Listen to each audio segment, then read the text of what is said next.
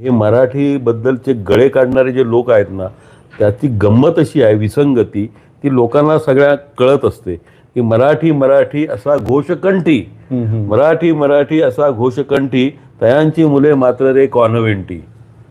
म्हणजे आपल्या पोरांनी कॉन्व्हेंटमध्ये शिकायचं आणि दुसऱ्याच्या पोरांनी मराठीमध्ये शिकायचं. सलाम सबको सलाम, सलाम सबको सलाम, ज्याच्या हातात दंडा त्याला सलाम.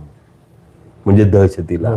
ज्याच्या हातात दंडा त्याला सलाम, लाथेच्या भयाने डावा हात गांडीवर ठेवून उजव्या हाताने सलाम. नामदेव ढसाळांनी असं म्हटलं होतं की रक्तात पेटलेल्या अगणित सूर्यांनो किती दिवस सोसायची ही घोर नाकेबंदी. असा प्रश्न विचारणारा कवी होता व्यवस्थेला.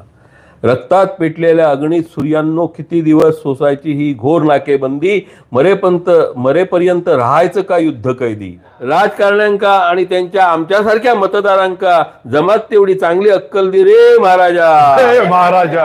आणि महाराष्ट्राच्या प्रगतीचो विकासाचो बक्कल अष्टप्रहर चमकत ठेव रे महाराजा, महाराजा. आणि आम्ही बालगोपाळांनी तुझे चरणी ही जी सेवा रुजू केली ती मान्य करून आमका सगळ्या सुखा समाधानात ठेव आणि अख्ख्या महाराष्ट्रात बरकत दे रे महाराजा. महाराजा. नमस्कार. जसं की समाज माध्यमांवरनं घोषित केलं होतं, आजपर्यंत फेसबुक किंवा अन्य माध्यमांवरनं लाईव्ह केलेल्या होत्या काही गोष्टी, बोललेलो होतो काही विषय, परंतु यूट्यूबवरती लाईव्ह करण्याची ही पहिलीच वेळ होती. आणि ज्यांच्याशी आपण आज होळीच्या निमित्तानं संवाद साधणार आहोत ते डॉक्टर महेश केळुस्कर यांनी आग्रह केला, नमस्कार, अजून मला ओळख करून द्यायची की नाही आपण लाईव्हच करूया. आणि त्याच्यामध्ये तांत्रिक प्रसारणामध्ये ते सगळं शिकून घेण्यामध्ये अडचणी आल्या पहिलीच वेळ असल्यामुळे, परंतु ती ठीक आहे, एक अनुभव पण मिळाला आणि 10-15 मिनटं त्यामध्ये जादाची गेली, त्याबद्दल मी सगळ्यांची तुमची दिलगिरी व्यक्त करतो. आता डॉक्टर महेश केळुस्कर यांची ओळख करून देण्याची म्हणजे का करून द्यावी असा प्रश्न पडतो, पण ते स्वतःच बोलले. आपल्याला असं वाटतं की आपल्याला सगळं जग ओळखतं, पण असे खूप लोक असतात की ज्यांना आपला परिचय नसतो, म्हणून तुम्ही ओळख करून द्या. तर या औपचारिकता म्हणून मी फक्त सांगतो. 44 पुस्तकं सरांची पुस्तकं प्रसिद्ध झालेली आहेत आजपर्यंत, आणि त्याच्यामध्ये बाल साहित्यापासून तर कादंबऱ्यांपासून काव्य संग्रहांपासून समीक्षात्मक असे वेगवेगळ्या स्वरूपाची 44 पुस्तकं आत्तापर्यंत आहेत. हा आकडा किती आणखीन पुढच्या काळामध्ये वाढेल आपण आत्ताचा अंदाज नाही लावू शकत. आणि वेगवेगळे पुरस्कार अर्थात त्यांना मिळालेले आहेत. आकाशवाणीसारख्या सरकारी माध्यमांमध्ये 32 वर्ष त्यांनी अतिशय महत्त्वाची अशी जबाबदारी सांभाळलेली आहे.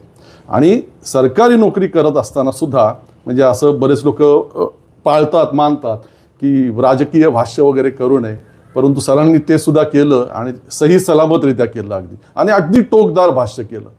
त्याशिवाय त्यांनी कोकणातल्या आपला दशावतार आणि या ज्या लोककला आहेत त्याच्यावरती जो प्रबंध सादर केला तो त्याला खूप मोठा सन्मान मिळाला, आणि त्याच्यामध्ये सरांना डॉक्टरेट मिळालेली आहे. असे आणि साहित्य क्षेत्रात अर्थातच त्यांच्या नावाचा दबदबा आहे, तो वेगवेगळ्या कारणांनी. त्यांचं साहित्यातलं योगदान हे कारण आहेच आहे, परंतु त्यांचा रोखठोक स्वभाव, स्पष्ट परखड बोलणं, याच्यामुळे सुद्धा त्यांचा तो एक मोठा वेगवेगळा दबदबा आहे. आणि जी परंपरा आहे आपल्याला फार मोठी, टोकदार भाष्य करणाऱ्या कवितांची, वात्रटिकांची किंवा वक्रोक्तीपूर्ण अशा प्रकारच्या रचनांची, त्याचा समर्थपणे वारसा चालवणारे डॉक्टर महेश केळुस्कर आहेत. आणि म्हणूनच आज होळीच्या निमित्तानं आपल्या अवतीभोवती भोवताली जे काही सगळं घडतंय, आपण सगळेजण पाहतोय, त्याविषयी समर्थपणे भाष्य करण्यासाठी आपण त्यांना अभिव्यक्तीवरती आमंत्रित केलेलं आहे. आता सर नमस्कार. तुम्हालाही नमस्कार, आणि समस्त महाराष्ट्राला अभिव्यक्ती चॅनल जे बघतायत आत्ता या क्षणी, त्यांना सर्वांना माझ्याकडून होळीच्या खूप खूप शुभेच्छा.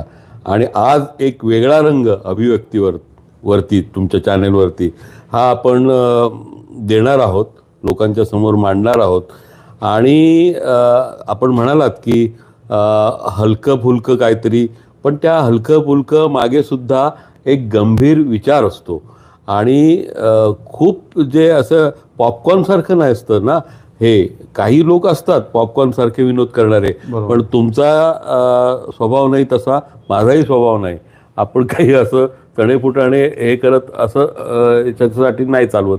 आपण ज्या राजकीय भाष्य कविता करतो किंवा राजकीय गद्य लिहितो त्याच्या मागे विनोद असतो, हास्य असतं, विडंबना असतं, वक्रोक्ती असते, तुम्ही म्हणालात तसं, पण त्याच्या मागे वेदना असते, ती वेदना काय असते तर ते सुद्धा आजच्या कार्यक्रमामधून लोकांना ऐकायला मिळेल, पाहायला मिळेल.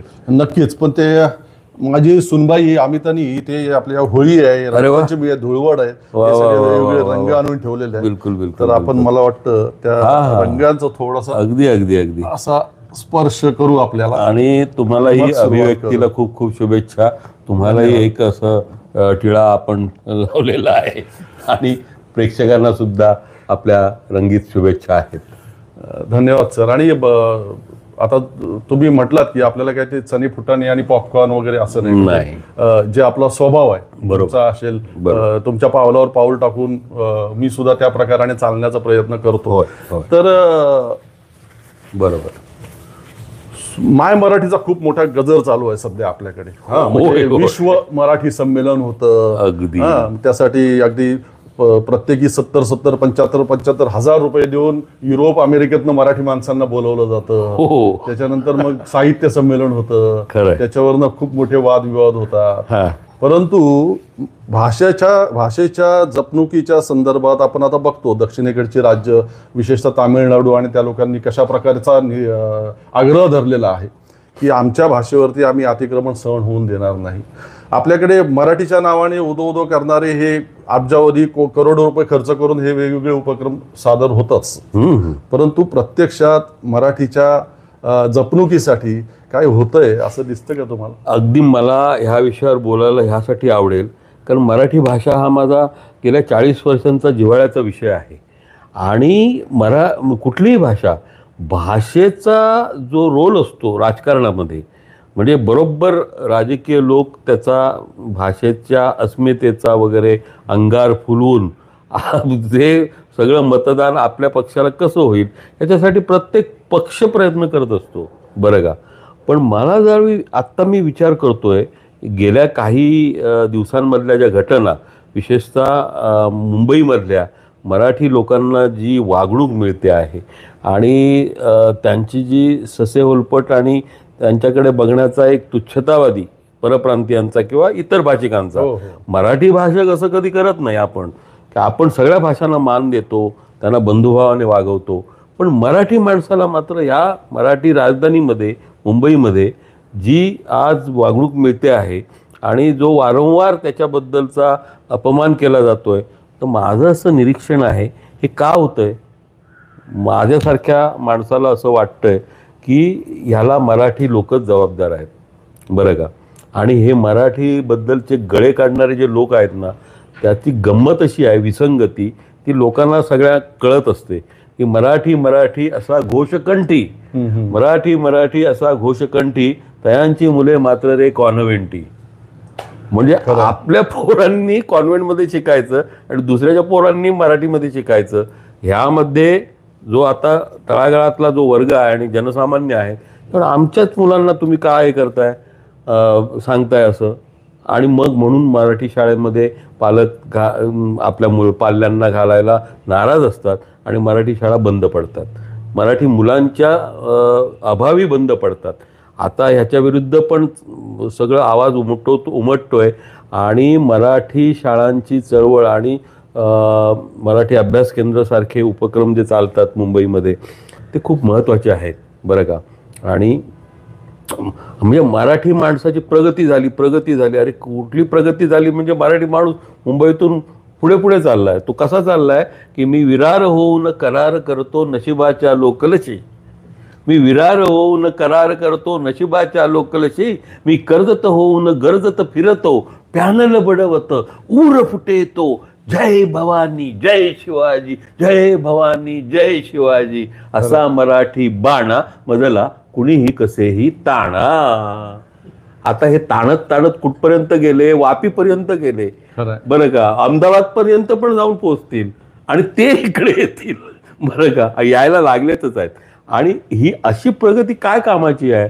तुमची भाषा आहे, तुमचं ह्या 106 हुतात्मे झालेले आहेत मुंबई मिळवण्यासाठी महाराष्ट्राला, बरं का. आता 1 मेच्या वेळी बघा परत कंठ फुटणार लोकांना. आणि महाराष्ट्राबद्दलचं प्रेम आणि हे, अरे महाराष्ट्र कुठे नेऊन ठेवला, हुतात्मे विचारतायत आज, कुठे नेऊन ठेवला आमचा महाराष्ट्र तुम्ही सगळ्यांनीच, बरं का. आणि 1950 साली आपल्याला प्रजासत्ताक मिळालं. 1952 साली विंदा करंदीकरांनी कविता लिहिली, सब घोडे 12%. आता ही कविता एव्हाना आउटडेटेड व्हायला पाहिजे होती, पण ती नाही होत आहे आणि हे दुर्दैव आहे बरं का. होळीच्या निमित्ताने याचा पण लोकांनी विचार केला पाहिजे, विशेषतः मराठी लोकांनी, असं मला वाटतं बरं का. कारण हे आणि तुम्हाला सांगतो, आजचं जे सगळं राजकीय आणि सामाजिक वातावरण आहे ना, म्हणजे आज आपण आता होळी उभारणार वगैरे, पेटवणार, पूजन करणार, हां, आणि उद्या धुळवड आहे वगैरे. महाराष्ट्रामध्ये काय असं स्पेशल दिवस नको आहे धुळवडीसाठी, रोजच धुळवड चालली आहे. आणि काय लोक बोलतायत आणि काय सगळं गंमत चाललेली आहे. तेच मला विचारायचं होतं की होळी म्हणजे शिमगा, हो, आणि मग याच्या बैलाचा घो, त्याच्या बैलाचा घो, किंवा शिवीगाळ किंवा अशा गोष्टी. हा, ते एक डिस्क्लेमर सुरुवातीला द्यायचं राहिलं, ते एक विसरलो होतो मी, की होळीच्या निमित्ताने हा एपिसोड आहे बाबांनो. बरोबर, बुरा न मानो. आणि बुरा न मानो होली आहे. नाहीतर मग आपलं केळुसकर सर काहीतरी बोलतात, मध्येच माझ्या तोंडातून काहीतरी निघायचं आणि परत कोणीतरी उठायचं आणि पोलीस स्टेशनला जायचं. काय म्हणजे हल्ली हे होऊ शकतं. तर प्रश्न असा आहे की त्या आपण शिमग्याच्या निमित्तानं शिवीगाळ करायचो किंवा टीका टिप्पणी करायचो, त्यात पण एक गंमत असायची, मजा असते. आता जसं तुम्ही बोलला तसं हे रोजच सुरू झालं. हे रोज सुरू झालंय. खरं म्हणजे काय होतं, समाज त्याच्यामध्ये खूप विचार होता बघा. आपल्या पूर्वजांनी जे काही सगळंच काही कालबाह्य आणि आपण टाकून देण्यासारखं नव्हतं. ह्याच्यामध्ये विचार असा होता की लोकांच्या मनामध्ये, प्रत्येकाच्या मनामध्ये जशा चांगल्या भावना असतात तशा वाईटही असतात ना. वाईट येतं, आपल्याही मनात काही वाईट विचार येतात, काही राग असतो, काही बत्सर असतो, काही द्वेष असतो. पण ह्या भावना आपण 364 दिवस आपण त्या कंट्रोल करायच्या असतात, नियंत्रित करायच्या असतात. आणि एक दिवस मोकळीक द्यायची असते. एक दिवस म्हणजे सगळं आपण असं आतलं जे असते भडास, आपण म्हणतो ना भडास निकाल दिया, ते भडास आजच्या दिवशी काढायची असते.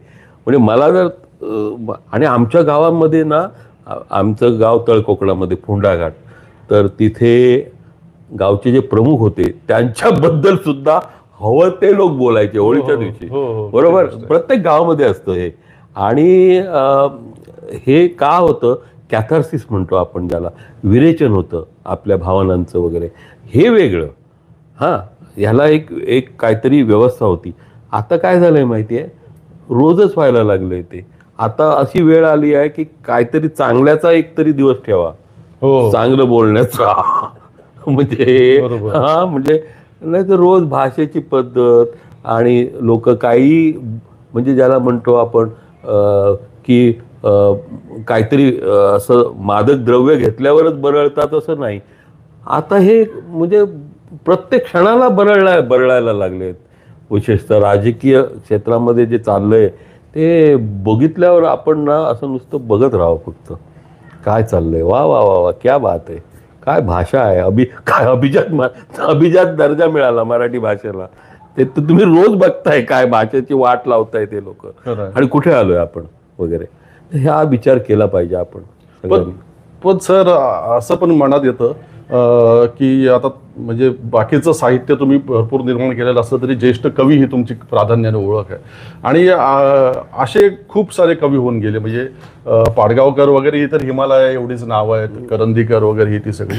या लोकांनी या संपूर्ण परिस्थितीवरती कठोर असे ताशेरे ओढलेले आहेत. ही परिस्थिती अधिक बिघडू नये किंवा महाराष्ट्र योग्य वाटेवर राहावा या दृष्टीने त्यांनी त्यांच्या रचनांमधून भाष्य करण्याचा प्रयत्न केलेला आहे. बरोबर, ते कुठेतरी आता कमी झालं, हरवलं, तो वारसा आपण कुठेतरी गमावलाय वगैरे, आणि म्हणून ही सगळी अधोगती दिसते असं म्हणता येईल.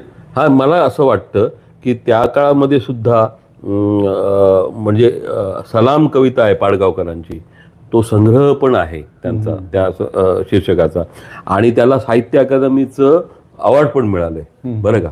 पण 75 साली पाडगावकरांनी ही कविता ज्यावेळी पहिल्यांदा पेश केली त्यावेळी एक मोठी महाराष्ट्रामध्ये सनसनाटी निर्माण झाली, खळबळ निर्माण झाली. आणि त्यांना अर्थात हे पण होतंच ना, पाडगावकर जरी असले तरी त्यांना कुटुंब, घर, संसार हे, पण महाराष्ट्रात त्यावेळी असं नव्हतं वातावरण. म्हणजे सलाम ही सत्यविरुद्धची कविता आहे, बरं का. पण तरी सुद्धा त्या कालचे जे कोणी असतील सत्ताधारी XYZ त्यांना ते झोंबलं लागलं, बरं का. पाडगावकरांना त्याचा वेगळ्या पद्धतीने त्रास, पण इतकं असं आज कसं झालंय माहिती आहे, आज सुद्धा ही सलाम लागू आहे. आणि हे सगळ्यात दुर्दैव आहे. सलाम कविता ही आता 50 वर्ष झाली हो. 75 सालची कविता, 2025 सुरू आहे आता. बरोबर. मला ही कविता तुम्ही म्हणालात तर वाचायला आपल्या अभिव्यक्तीच्या सगळ्या प्रेक्षकांच्यासाठी, बरं का. सलाम ही माझी स्वतःची अत्यंत आवडती कविता आहे. आणि मी असं बघितलंय प्रत्यक्ष, पाडगावकरांशी माझा खूप चांगला असा खूप प्रेमाचा हे होता, संबंध होता. आणि त्यांच्या ते मुद्दाम, म्हणजे आता मी ना ते सत्ताधीश बघितले त्यांनी. आणि असा काही कार्यक्रम असला आणि त्यांना कविता वाचायचा आग्रह झाला की मुद्दाम मी काय करतोय आता ह्यांका सलामच मारतोय असं ते मालवणीत बोलायचे माझ्याशी. आणि ते सलाम कविता म्हणायचे. मोठ्या मोठ्या राजकीय पुढाऱ्यांच्या समोर त्यांनी म्हटलेली आहे. आणि मी म्हटलं तुम्ही काय करताय आम्हाला बाबा, हे नाही अरे काय करतले हे, आपलं काय करणार आहे असं ते बोलायचे. तर बघा सलाम कविता, आता पाडगावकर खूपच प्रभावीपणे कविता म्हणायचे, सादरीकरण करायचे. पण मला सादरीकरणापेक्षा ह्याच्यामध्ये जे आशय आहे ह्याचा, आता हे काय आहे, एखादं मंत्रपठण असतं ना किंवा स्तोत्र असतं ना, तसा हा फॉर्मॅट आहे. फॉर्म म्हणून शिवाय महा, केशवाय महा, माधवाय महा, गोविंदाय महा, नारायण महा, तसं सलाम, सबको सलाम, सलाम, याला सलाम, त्याला सलाम, ते कोणाकोणाला सलाम. सलाम सबको सलाम, सलाम सबको सलाम, ज्याच्या हातात दंडा त्याला सलाम. म्हणजे दहशतीला, ज्याच्या हातात दंडा त्याला सलाम, लाथेच्या भयाने डावा हात गांडीवर ठेवून उजव्या हाताने सलाम. बघणाऱ्याला सलाम न बघणाऱ्याला सलाम, बघणाऱ्याला सलाम न बघणाऱ्याला सलाम, विकत घेणाऱ्याला सलाम, विकत घेण्याचा इशारा करणाऱ्याला सलाम. सलाम भाई सबको सलाम. वटारलेल्या प्रत्येक डोळ्याला सलाम, शेंदूर थापलेल्या दगडाला सलाम, लाखो खर्चून बांधलेल्या देवळांना सलाम, देवळातल्या देवांच्या धाकाला सलाम, देवांचे आणि धर्मांचे कंत्राट घेणाऱ्यांना सलाम. 75 साली लिहिलेला आहे बघा. 2025 साली ही ओळ लागू पडते का बघा, तुम्हीच विचार करा. लोकांना आपण सांगूया, देवांचे आणि धर्मांचे कंत्राट घेणाऱ्यांना सलाम, रिकाम्या हातातून ऊत काढणाऱ्या बडेबुवाला सलाम, शनीला सलाम, मंगळाला सलाम, भीतीच्या प्रत्येक ठेकेदाराला सलाम,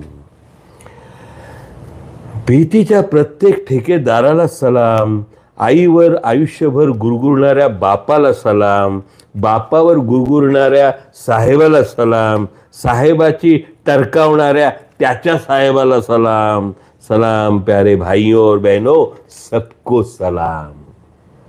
ज्याच्या हातात वृत्तपत्र त्याला सलाम, भाषणांचे सभांचे फोटो सकट रिपोर्ट छापतो त्याला सलाम, वृत्तपत्रांच्या मालकांना सलाम, त्यांची व्यसन धरणाऱ्या राज्यकर्त्यांना सलाम, ज्याच्या समोर मायक्रोफोन त्याला सलाम, त्यातून न थांबता बोलतो त्याला सलाम, लाखोंच्या गर्दीला सलाम आणि गर्दी झुरवणाऱ्या जादूगारांना सलाम. भाइयों और बहनों, सबको सलाम. नाक्यावरच्या दादाला सलाम, हातभट्टीवाल्याला सलाम, स्मगलरला सलाम, मटकेवाल्याला सलाम, त्यांनी पेरलेल्या हप्त्यांना सलाम, लोकशाहीला सलाम आणि ठोकशाहीला बी सलाम, सत्तेचा ट्रक चालवणाऱ्यांना सलाम, ट्रक खाली चिरडलेल्या गांडुळांना कुत्र्यांना सलाम, ज्याच्या हातात चाकू त्याला सलाम, विमानातून बॉम्ब फेकणाऱ्यांना सलाम, शस्त्रास्त्रांच्या प्रचंड व्यापाऱ्यांना सलाम, काळा बाजारवाल्यांना सलाम, त्यांना फाशी देण्याची घोषणा करणाऱ्यांना सलाम, गटारातल्या पाण्याने इंजेक्शने भरणाऱ्यांना सलाम. कोविडच्या काळात तुम्हाला हे बघायला मिळालं परत कितीतरी वर्षांनी. तिरडीचे सामान विकणाऱ्यांना सलाम, तिरडी उचलणाऱ्या खांद्यांना सलाम, मौत सस्ती करणाऱ्या सर्वांना सलाम. सलाम प्यारे दोस्तो, सबको सलाम. पुढे म्हणतात पाडगावकर, बिळांना सलाम, बिळातल्या उंदरांना सलाम, घरातल्या झुरळांना सलाम, खाटेतल्या ढेकणांना सलाम, गचकरणी भिंतींना सलाम, पिचलेल्या बायकोला सलाम, दीड खोलीतल्या पुरवड्याला सलाम, गाडीत चेंगरणाऱ्या गर्दीला सलाम, खिडक्या धान्याला सलाम, भोके पडलेल्या पिवळ्या गंजी फ्रॉकला सलाम, धंद्याच्या मालकाला सलाम, युनियनच्या लीडरला सलाम, संपाला सलाम, उपासमारीला सलाम, सर्व रंगांच्या सर्व झेंड्यांना सलाम, चाळी चाळीतून तुंबलेल्या संडासातल्या लेंड्यांना सलाम. कशी तुलना केली आहे बघा, कवी कसं करतो, म्हणजे रूपक कसं वापरतो. सर्व रंगांच्या सर्व झेंड्यांना कशाची तुलना करून पाडगावकरांनी इथे एस्टॅब्लिश केलंय बघा. मानगुट पकडणाऱ्या प्रत्येक हाताला सलाम, सलाम प्यारे भाईयो, सबको सलाम. या माझ्या परम पवित्र इत्यादी देशाला सलाम, या देशाच्या सुदात्त सुमंगल सुपरंपरेला सलाम, सर्व बिलंदर घोषणांना सलाम, जातीभेदांच्या उकिरड्यांना सलाम, या उकिरड्यातून सत्तेचं पीक काढणाऱ्यांना सलाम, उपनिषदे आणि वेदांना सलाम, साखर कारखान्यांच्या दादांना सलाम, त्यांच्या शेकडो लॉऱ्यांना सलाम, निवडणुकींना सलाम, निवडणूक फंडाला सलाम, अदृश्य बुक्क्यांना सलाम, मतांच्या आंधळ्या शिक्क्यांना सलाम, सत्ता हाती असलेल्या पारध्यांना सलाम, सत्ता हाती असलेल्या पारध्यांना सलाम, त्यांच्या तैनातीतल्या गारद्यांना सलाम, या बातम्या वाचणाऱ्या सर्व शंडांना सलाम. सलाम भाइयों और बहनों, सबको सलाम. सत्ता संपत्तीच्या भडव्यांचा देश म्हटले तर डोके फोडतील. बघा काय स्टेटमेंट आहे कवीचं. सत्ता संपत्तीच्या भडव्यांचा देश म्हटले तर डोके फोडतील, हलकट लाचारांचा देश म्हटले तर रस्त्यावर झोडतील, खरीदले जाणाऱ्यांचा देश म्हटले तर वाटा रोखतील, देवाधर्माविषयी नेत्यांविषयी वाईट बोललो तर नाक्यावर गाठून ठोकतील, शोषण करणाऱ्यांचा देश म्हटले तर नोकरीवरून काढतील. म्हणून आधी माझ्या नपुसकत्वाला सलाम, आणि त्यानंतर अर्थातच या माझ्या परम पवित्र सुदात्त सुमंगल देशाला सलाम, या महान देशाच्या महान परंपरेला सलाम. सलाम प्यारे भाइयों और बहनों, सबको सलाम. अनेक हात असते तर अनेक हातांनी केला असता सलाम, लेकिन माफ करना भाइयों, हात तर दोनच, आणि त्यातला डावा लाथेच्या भयाने ठेवलेला गांडीवर, म्हणून फक्त उजव्या हाताने सलाम. सलाम सबको सलाम भाइयों और बहनों, सबको सलाम, सबको सलाम, सबको सलाम. कसं कसं कसं व्यक्त व्हायचं सर? एक शब्द किंवा एक ओळ अशी नाही की जी कालबाह्य झालेली. आज 50 वर्षांनी लागू पडते. वाईट गोष्ट आहे खरं म्हणजे. आता इतके व्हिडिओ येतात रोजच्या रोज, गावागावातले, रस्त्यावरचे, शेत शिवारामधले, आणि एका मुलाला, तरुणाला 10 जण मारतायत, त्याचा जीव घेतायत, आणि या सगळ्या गोष्टी 50 वर्षांपूर्वी त्यांनी सगळ्या लिहून ठेवल्या. आणि षंढत्वासारखे खरोखरच आपण सगळं बघत बसतो. बघा ना, आज मग एक 3000 रुपये मिळाले की मत दिलं जातं, आणि ते पण त्यांना माहिती आहे की त्यांनी कितीही काय केलं तरी 2-3 हजार रुपये फेकले तुमच्या तोंडावर की मत मिळणार, त्यांना निवडून येणार तेच लोक. काय चाललंय आहे? आणि हे संबंध एका गावामध्ये नाहीये, हे सगळीकडे पसरलेलं आहे. आणि ही जी गोष्ट आहे ना, ती म्हणजे मला परत परत सांगावं असं वाटतं की जे सुज्ञ लोक आहेत, जे समानतेवर, भाईचाऱ्यावर विश्वास ठेवतात, गंगा जमनी परंपरा आहे आपल्या संबंध देशाची. आणि आपल्या संबंध महाराष्ट्राचं जे आराध्य दैवत विठ्ठल, तर श्री विठ्ठल एक महासमन्वय नावाचं राचिम ठेरेंचं पुस्तक आहे. जमलं तर वाचावं कोणी. आणि त्याच्यात मध्ये विठ्ठल कसा सगळ्यांचा होता. आणि ह्या महाराष्ट्रामध्ये वारकरी संप्रदाय जो होता, म्हणजे निवृत्तीनाथांनी ते सगळं सुरू केलं आणि ज्ञानदेवे रचिला पाया तुका झाला असे कळस. अहो ही संत परंपरा, त्याच्यात कोण नव्हते, सगळे होते, सगळ्या जाती धर्मांचे लोक होते, नुसते जातींचे नव्हते. म्हणजे सोनार नरहरी सोनार होते, गोरा कुंभार होते, चोखोबा होते, कानोपात्रा होती, जनाबाई होती, बरोबर. आणि कोण नव्हते त्याच्यामध्ये संत परंपरेमध्ये. आणि शेख मोहम्मद म्हणून ते आहे, त्यांनी अभंग लिहिलेले आहेत मराठीमध्ये. आता ही सगळी परंपरा होती आणि आपण कुठे चाललोय. म्हणजे जाळायचं काय काय, होळीच्या आगीत म्हणतात की सगळं वाईट जाळलं पाहिजे. आता म्हणजे वाईट जाळलं पाहिजे म्हणजे आधी हे नपुसकत्व जाळलं पाहिजे. पाडगावकर जे म्हणतात ना की लोकांचं काय झालंय माहितीये, नाही नाही आम्ही काय करणार, आमचा काय दोष, आम्हाला हे सगळं असं, हे म्हणजे दुसऱ्यावर जबाबदारी ढकलायची. अरे आपण पण जबाबदार आहोत या सगळ्या गोष्टीला.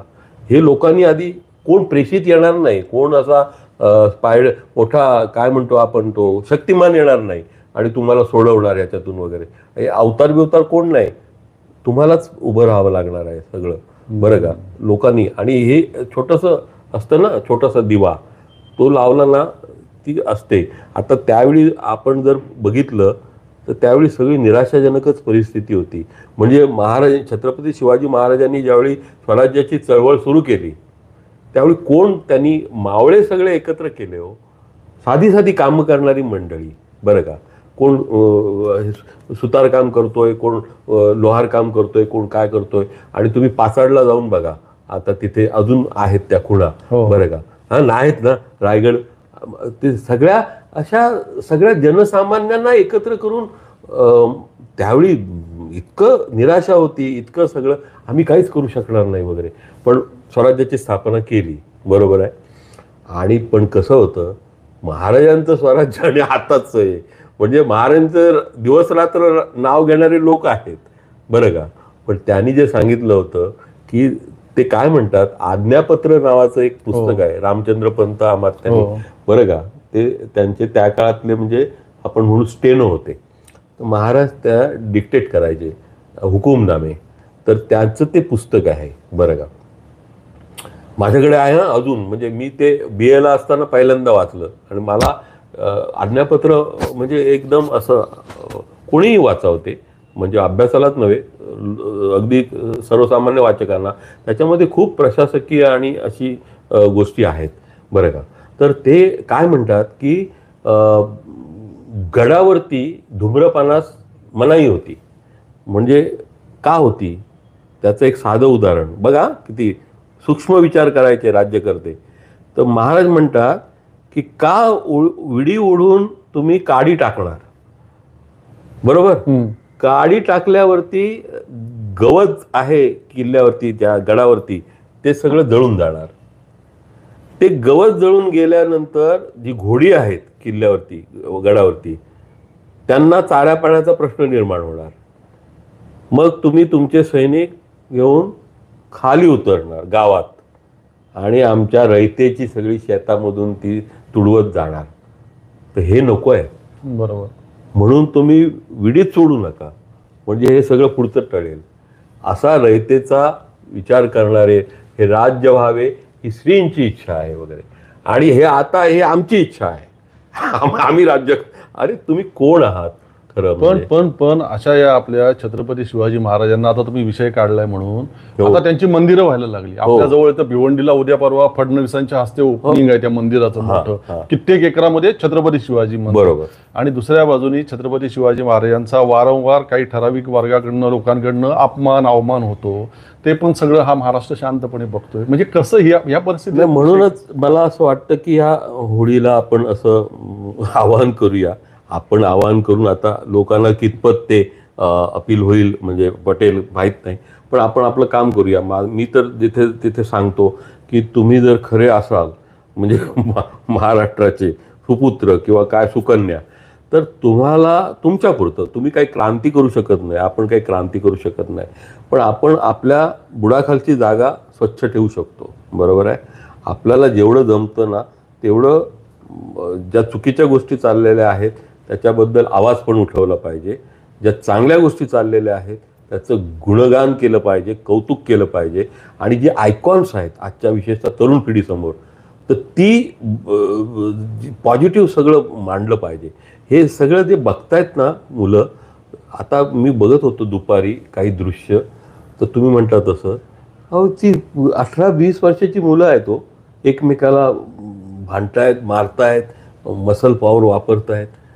बरं ते मला माहिती आहे काय आहे ते, गावागावात मी फिरलेलो आहे महाराष्ट्राच्या. ही मुलं कोण आहेत बरं का? आज ही मुलं ही बेकार मुलं आहेत तो, यांना काम नाही, धंदा नाही, काय नाही वगैरे बरं का.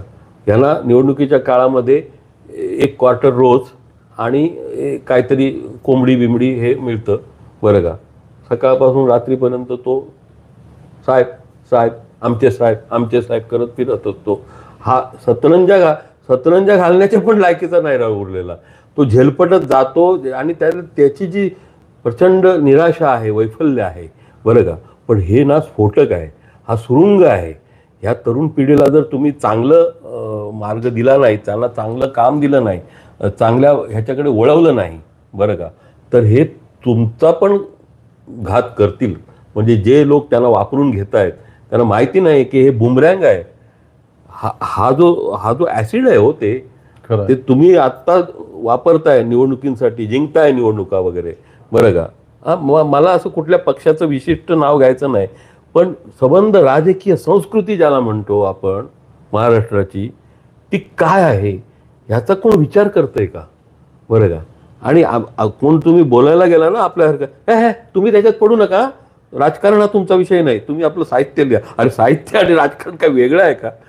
माणूस जे जगतो ते आम्ही लिहितो बरं का. काय दिसतंय समोर आसपास आम्ही काय आमच्या मनातलं नाही लिहित आहे. पण आम्ही आता परवाची घटना तुम्हाला एक मध्येच कविता, राजीनामा दिला. आता तो राजीनामा म्हणजे घेतला नाही, त्यांनी मेहरबानी करून दिला. म्हणजे घ्यायला पाहिजे होता ना तो. नाही तो हा त्याच्या कोर्टात बॉल फेकतोय, तो त्याच्या कोर्टात बॉल फेकतोय. नाही ते तसं नाही आहे. अजून जरा होऊ दे ना, लोक अजून काय तसं सिद्ध नाही झालेलं. अरे सिद्ध काय, अख्खं महाराष्ट्र थुंकतोय तुमच्या तोंडावर, सिद्ध काय करायला पाहिजे. तर त्याच्यावर एक लिहिलंय बघा, ते विंदांची कविता आहे ना, देणाऱ्याने देत जावे, घेणाऱ्याने घेत जावे, देता देता एक दिवस देणाऱ्याचे हात घ्यावे. म्हणजे दातृत्वाचा गुण घ्यावा असा त्याचा मूळ मतितार्थ आहे. तर विंदांच्या ह्या कवितेचं हे विडंबन आहे. देणाऱ्याने देत जावा, घेणाऱ्याने घेत जावा. कवितेचं नाव आहे, शीर्षक आहे राजीनामा. देणाऱ्याने देत जावा, घेणाऱ्याने घेत जावा, काका आडून आका घ्यावा. वा. काका आडून आका घ्यावा, आकाकडून खोका घ्यावा, आकाकडून खोका घ्यावा, बोका घेईल चावा तेव्हा राजीनामा हातात ठेवा. चावा घेईपर्यंत नाही, बोका घेईल चावा तेव्हा राजीनामा हातात ठेवा. दिवस रात्र धसका घ्यावा, दिवस रात्र धसका घ्यावा, ठसका लागेल तरी प्यावा, ठसका लागेल तरी प्यावा, अख्खा खांबा प्याल्यावरती 1 क्वार्टर बाईट द्यावा. अख्खा खंबा प्याल्यावरती 1 क्वार्टर बाईट द्यावा. बिडे बिडे पोट वाढे, बिडे बिडे पोट वाढे, चौकशीचे पडून मढे. आत्ता आलं ते राजीनामा, तोपर्यंत चौकशी चालू आहे. बिडे बिडे पोट वाढे, चौकशीचे पडून मढे, घड्याळात उलटे काटे, तबकडीला गेले तडे, तबकडीला गेले तडे. देणाऱ्याने देत जावा, घेणाऱ्याने घेत जावा, देणाऱ्याने देत जावा, घेणाऱ्याने घेत जावा. पोळी भाजून झाल्यावरती होळीमध्ये बळी द्यावा. असे बळी आता जाणार, त्याला इलाज नाही, कारण तुम्ही पेरलंय ना ते आता उगवायला लागलंय सगळं. पण ते म्हणजे किती भयानक प्रकारे, म्हणजे तुमच्या कोकणचे एक सुपुत्र आहेत. हो. आणि ते तर म्हणजे हा महाराष्ट्र कधी एकदा पेटेल आपल्या वक्तव्यांनी अशा प्रकारे संपूर्ण राज्यभर फिरत असतात आणि ते झटका काय, ते हलाल काय, आणि महाराजांकडे मुस्लिम कोण सैन्यच नव्हतं, सरदारच नव्हते, आणि नवीन म्हणजे इतिहास संशोधनाचं काम पण त्यांनी सुरू केलंय आणि मोठ्या प्रमाणात त्यांना प्रमोट केलं जातं सरकारी पातळीवरनं. आपण शपथ काय घेतले मंत्रीपद स्वीकारताना, त्याची कोणाला कसली जाणीव नाही. म्हणजे कसं बघायचं या सगळ्याकडे? मी साहेब आता आपण काय आपल्याला जे काय 12 असतात ना जागा राज्यपाल नियुक्त त्याच्यामध्ये सुद्धा आपल्याला चान्स नाही. पण मी समजा मीच खुद्द राज्यपाल असतो तर मी पहिल्यांदा आत टाकलं असतं अशा लोकांना. बरं का, मी आज स्टेटमेंट करतोय. हे काय चाललंय? म्हणजे तुम्ही प्रतिज्ञा करता आणि तुम्ही कोण देतात तुम्हाला शपथ? कोण देतात? आमदारकीची किंवा मंत्रिपदाची शपथ कोण देतात? राज्यपाल देतात ना. आता त्यांनी मला असं विनंती करायची, आवाहन करायचे की साहेब जरा बघा इकडे काय चाललंय, तुम्ही जी शपथ दिलेली आहे ती शपथ लोक पाळतायत का? आणि ती पाळत नसेल तर तुम्ही त्यांना विचारलं पाहिजे की हे काय चाललंय, की आमच्या पक्षाला तुम्ही मत दिलं नाही तर तुम्हाला निधी नाही. नॉनसेन्सिकल आहे ना. तुम्ही शपथ घेताना बघा सर्वांना समान बुद्धीने समान न्यायाने वागवणार, आकस बाळगणार नाही. झालं, निवडणूक झाली, संपली वगैरे काय, त्यावेळी ते झालं. आणि आता तुम्ही ह्याच्याकडून मटण कोणा हलाल घ्यायचं का, खटका घ्यायचं का, भटका घ्यायचं का, फटका घ्यायचं, काय म्हणजे ह्याला काय नॉनसेन्सिकल आहे हो हे सगळं.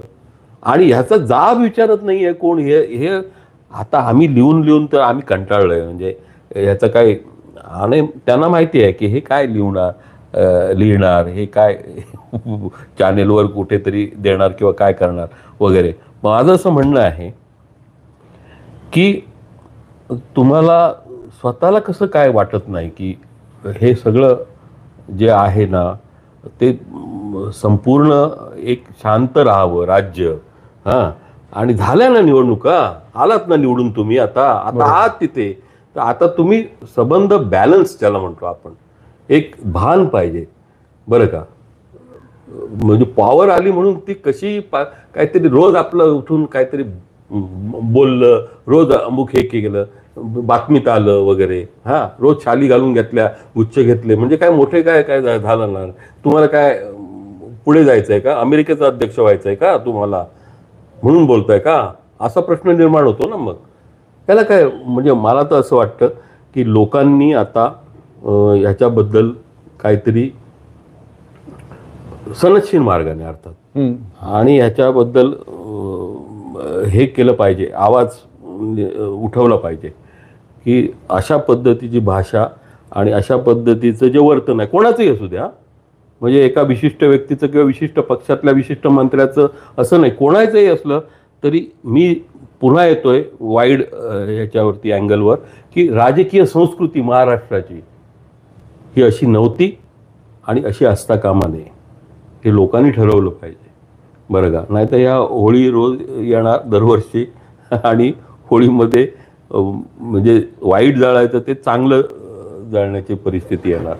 बरं का, खरं आहे सर. मला आणखीन एक वैषम्य या गोष्टीचं वाटतं, म्हणजे त्या काव्य मैफिली व्हायच्या मोठ्या मोठ्या चांगल्या. म्हणजे अशोक नायगावकर वगैरे, तुम्ही सगळे फमू शिंदे, खूप सगळे नामवंत सगळे कवी असायचे आणि त्यातनं मनोरंजन तर व्हायचंच, पण फार मोठं प्रबोधन पण व्हायचं आणि लोक असोसिएटेड असायचे, मोठ्या संख्येने गर्दी बिर्दी करायचे त्या सगळ्या. बरोबर. ते सगळं कुठे हरवलंय सगळं? म्हणजे काय त्यात काय झालं ना, तुम्हाला सांगतो ह्याच्यामध्ये आता ही 2025ची बेईमाने बेइतबारे माझ्या कविता संग्रहाचं नाव आहे. आत्ता आला तो अलीकडेच. बरं का, त्यात एक कविता आहे. त्या कवितेत तुम्हाला ह्या प्रश्नाचं उत्तर मिळतंय का बघा, आणि लोकांना पण मी सांगतो म्हणजे कसं लेखक बिकक कवी ना यांचं काय झालं ते पण आहे ह्याच्यामध्ये. एक एक इथे मास्टरला पिस, चालू हे 25 पुढे चालू. फरक काय नाही हो, म्हणजे मागील पानावरून पुढे चालू. बरं का, पुढच्या वर्षी पण होळी येणार आहे आणि पुढच्या वर्षी कदाचित म्हणजे 25च्या जागी 26 येईल. बघा, एक एक इथे मास्टरला पिस, चालू हे 25 पुढे चालू, खरे कुस्तीगीर मातीमध्ये गेले आणि ॲनी मल्ले पुढे चालू. बरं का, आता हे चित्रपटाचा संदर्भ आहे. आणि ॲनी मल्ले पुढे चालू, लेखक आणि कवी घालून शेपूट. तुम्ही जो आत्ता प्रश्न विचारलात, लेखकनी कवी घालून शेपूट पुरस्कारे वट्ट पुढे चालू. पुरस्कार मिळाला, संपला विषय. मला काय करायचं, मला तिकडे तुम्ही. पंजाची सारखी नाही पाच बोटे, पंजाची सारखी नाही पाच बोटे, सरंजामी गोटे पुढे चालू. काका पुतण्यांचे रोज नवे दावे, जुनाट पुरावे पुढे चालू. धनुष्याचा बाण पेटवी मशाल, दाढी खुशाल पुढे चालू. क्या इंजिनात नाही राहिली पावर, इंजिनात नाही राहिली पावर, कॉन्फिडन्स थोर पुढे चालू. सीबीआय ईडी काही झिलगाती, न्याय भेदभावी पुढे चालू. मराठीला आता हवे आरक्षण, मराठीला आता हवे आरक्षण, मराठी भीषण पुढे चालू. मराठी भीषण म्हणजे पुण्यतिथी लोक साजरी करतात हल्ली, जी आपली मराठी आहे. हा, आणि गाडी भेटली, गाडी मिळाली नाही, गाडी भेटली वगैरे वगैरे, ते जाऊ दे. ते म्हणतात की नाही आशय कळतो ना तुम्हाला. अरे ठीक आहे ना, आशय कळतो, पण तुम्हाला अर्थाचा अनर्थ होऊ शकतो. तर मराठी बोलाचालीची मराठी ही वेगळीच असते प्रत्येकाची. माझी पण वेगळी आहे, तुमची पण वेगळी आहे. पण एक काहीतरी मराठी भाषा म्हणून जे आहे ते, मराठीला आता हवे आरक्षण, मराठी भीषण पुढे चालू. वाजतात तोंडे बका बका रोज, मीडियाची फौज पुढे चालू. शेतकरी दादा, काम करी दादा, परिस्थिती पादा पुढे चालू. शिक्षण आरोग्य खाटेवरी कण्हे, फिकी आंदोलने पुढे चालू. फोपड्यांना आता चांगले दिवस, फोपड्यांना आता चांगले दिवस, 25 हवस पुढे चालू. हे असं चित्र आहे साहेब. मला काय म्हणायचं आहे की पॉवर जी असते ना, पॉवर, सत्ता, त्यांनी खरं म्हणजे खूप असं उदार असलं पाहिजे. पॉवर आहे ना, मग तुम्ही असं घाबरताय का? एखादं कोणी काय लिहिलं, कविता लिहिली, एखादं नाटक आलं, एखादा चित्रपट आला, अरे काय काय आकाश पाताळ काय हे होणार? नाही नाही नाही, हे नाही म्हणायचं, हे नाही अमुक करायचं, तमुक करायचं वगैरे. आता हे असं वाढत चाललंय ना हे. आणि लोकांना काय, व्हॉट्सअप युनिव्हर्सिटी आहेत, इतिहास तुम्ही म्हणताय ना, तो इतिहास कोण वाचत नाही आहे. आणि कोणाला इतिहास, खरा इतिहास जाणून घ्यायची इच्छा तरी आहे का, हा प्रश्न निर्माण होतो. ते असा दगड मारला की 15-20 इतिहासकार व्हॉट्सअपवाले तुम्हाला खाली पडतील, बरं का. आणि जो तो आपलाच इतिहास सांगतो, बरं का. आता काय बोलायचं म्हणजे, आता अरे काउंटर करायला तरी स्टेटमेंट काहीतरी त्याच्यात हे पाहिजे ना, अर्थ पाहिजे ना. तेच पुढे जाऊन मला आणखीन एक विचारायचं होतं. तर कविता ही अतिशय ती म्हणजे ऐकतानाच एकदम काय भावना होत्या ते नीट शब्दाबद्दल मला करता येत नाही. परंतु आता नामदेव ढसाळ कोण, हो, असं विचारणारे लोक जर निर्माण झाले सेन्सॉर बोर्डामध्ये वगैरे, काय बोलायचं. आता नामदेव ढसाळ हे म्हणजे नामदेव ढसाळांबद्दल सांगायचा तर 2001 साली बर्लिनमध्ये आंतरराष्ट्रीय काव्य महोत्सव होता. त्याच्यामध्ये त्यांची गोलपीठामधली ती कविता गाजली, बरं का. माझ्याकडे त्याचं हे पण असेल स्क्रिप्ट कुठेतरी, की ती इतकी गाजली, बरं का. आणि अशा कवीला तुम्ही आत्ता म्हणताय की कोण नामदेव ढसाळ, बरं का. त्यांनी नामदेव ढसाळांनी असं म्हटलं होतं की रक्तात पेटलेल्या अगणित सूर्यांनो किती दिवस सोसायची ही घोर नाकेबंदी, असा प्रश्न विचारणारा कवी होता व्यवस्थेला.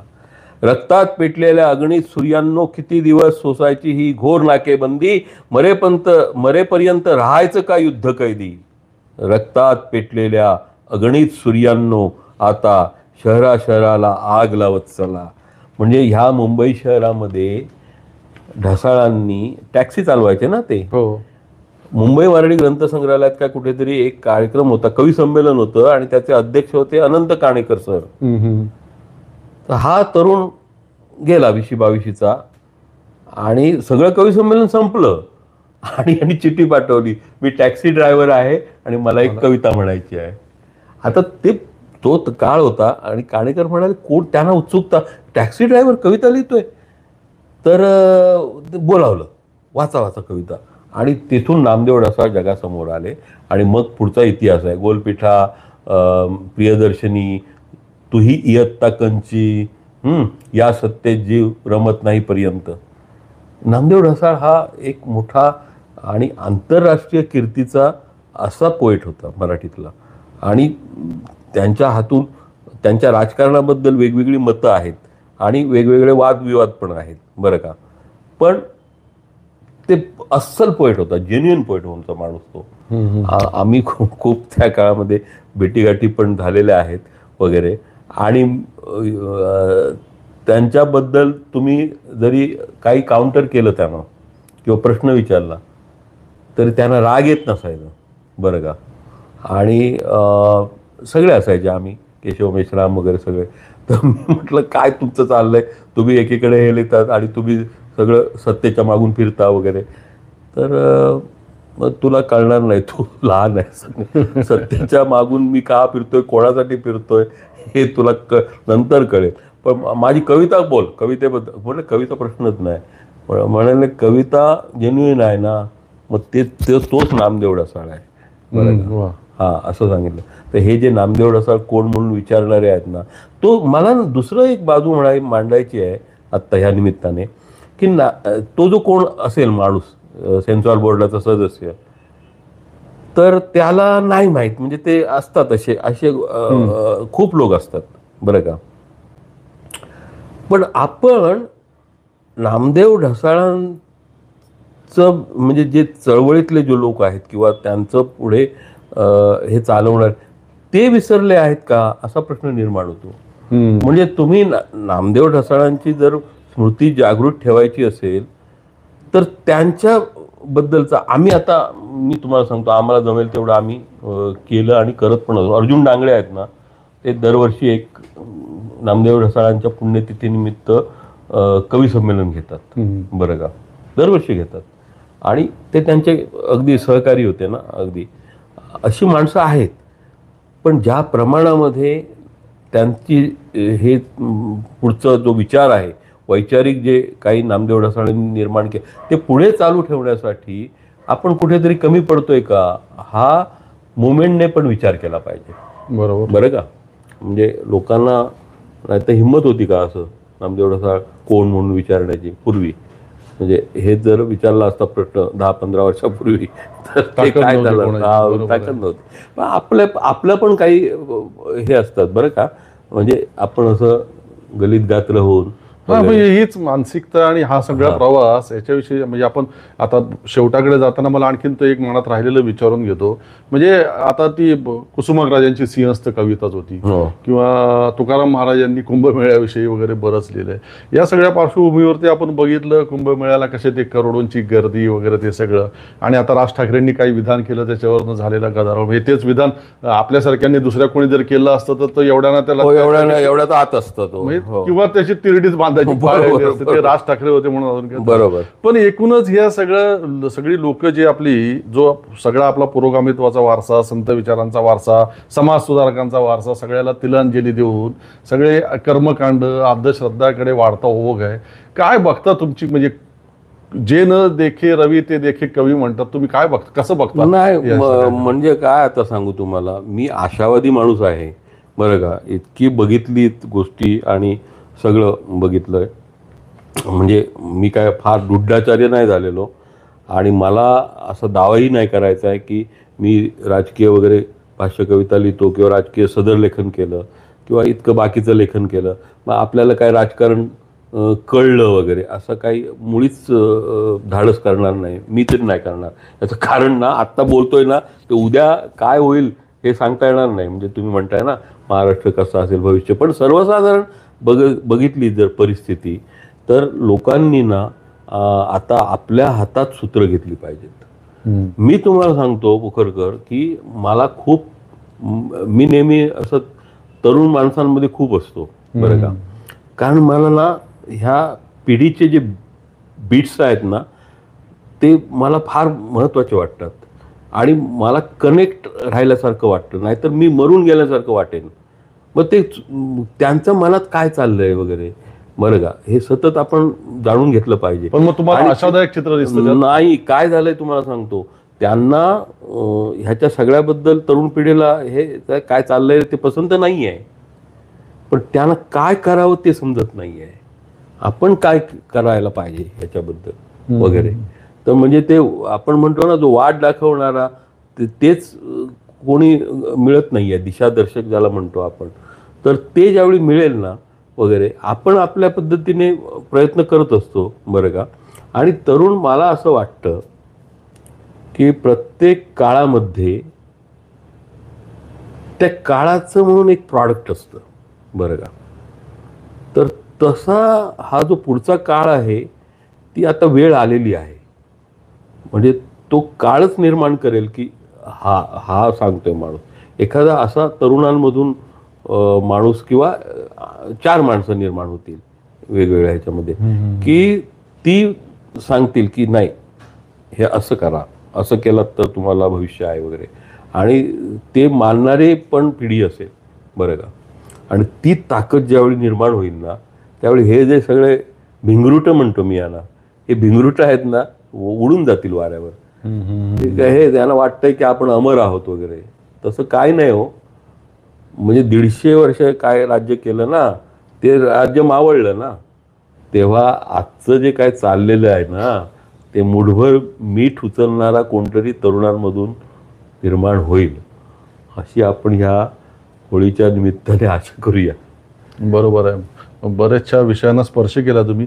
मला असं वाटतं की शेवटाकडे जाताना तुमच्या म्हणजे कोकणच्या सगळ्या संस्कृतीमध्ये, परंपरेमध्ये गाऱ्हाण्याला खूप मोठं घालतात. महत्त्व आहे. हो. आणि ते लोकहिताशी, अगदी सगळ्या प्रदेश हिताशी, सगळ्याशी संबंध असतो त्याचा. होय.